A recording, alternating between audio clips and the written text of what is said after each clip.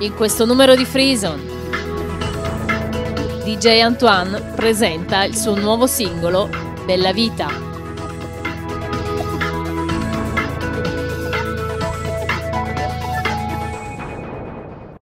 Numbers might not be representative of who an artist is, but when they are so impressive, we would like to mention them. We have got an artist here who has sold more than 5 million copies already and 50 gold and platinum awards so far, and his latest single has been downloaded 60,000 times already. He's one of the most beloved and well-known DJs from Switzerland, and we have the honor and the pleasure to have him here today with us. And I would like to introduce DJ Antoine. Welcome to FreeZone. Thank you so much. It's a beautiful life, it's a sweet life, it's my life. Are you enjoying the weather? I enjoy the weather so much. I was already nervous to give this interview in Italiano, and I practice on all the interviews now Italian here, and I was the whole day already on interviews and was doing them in Italiano.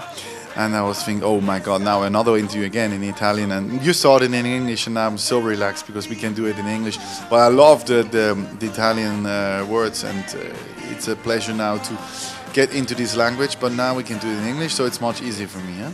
Se vuoi passiamo all'italiano. Posso fare anche in italiano, ma io penso è meglio facciamo in inglese. So we were talking about your latest single, La Bella Vita, which came out in January on your album Sky is the Limit.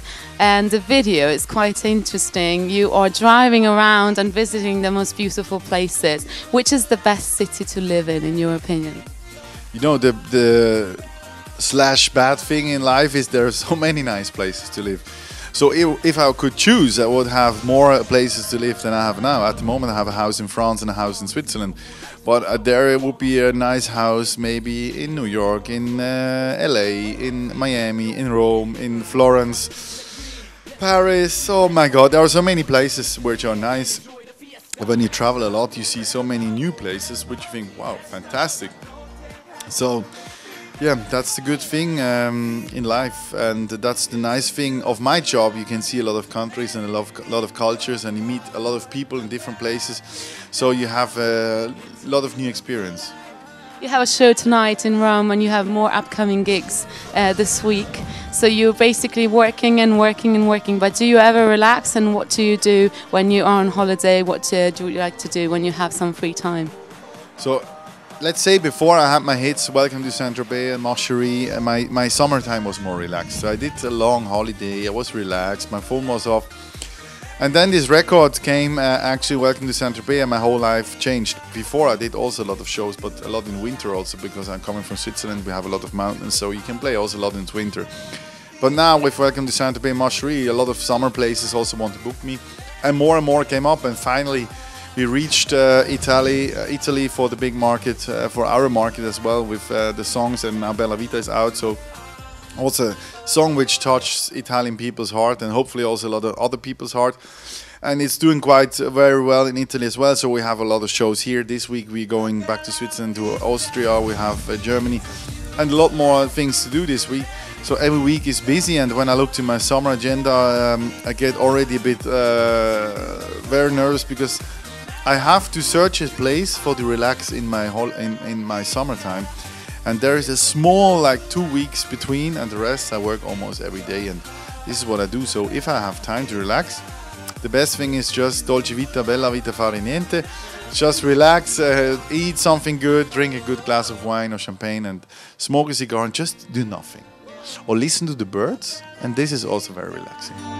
It's a beautiful life, so let it in your heart. So Antoine, you started with you were more into hip hop at the beginning, and now you got to dance music and house music. Is there still like black contamination in your music? You know, if I look back now to the music, we have to start earlier. I was into punk rock, skate trash. I had long hairs like this, colored in red henna. I was wearing my leather jackets, my boots, big boots, and Then I felt in love also with hip hop, but more East Side hip hop. And in '93, '94, I got touched by electronic music, by house music, and for me, I saw my future there. I did also graffiti in the past when I was into hip hop, but I saw a future in electronic music, in house music. And there I got touched. I was in a club, and there was Robin S. Show Me Love that time by Stonebridge, a friend of mine, and this record touched me. So for me, this was my door opener, and I said, there you have to go, guys. So do you still feel this passion about getting people to the dance floor, or you're more interested now in the production and the time you spend in the studio? Actually, the production time in the studio is an important part of the success in the end. But to be honest, I more like the club, because to sit in a studio is nice, you create the hits and you're there, but it's not, I mean, you don't lose, but you're 10 hours there, you sit in your room and you work on the same beat all the time. For me, it's more cool to be in a club at the end and you play your music and make the people happy and make the people forget all their problems and forget the week. So this is my job, and especially the nice thing of my job is if you have a little bit boring crowd, to make them get excited and to make them really react to your music. And I had different times. I was playing 2 weeks ago in Romania on a Saturday, and it was a white party in a sport hall. And then we arrived, and the organizer said, "Yeah, you cannot take your vodka and champagne to the stage." I said, "Why?" Because in our ride we have these drinks. And he said, "Yeah, this hall doesn't allow to drink any alcohol." I said, "You do a party for 25, 30-year-old people and you don't serve alcohol?" And so I went on stage. There were quite a lot of people, but the ambience was quite boring.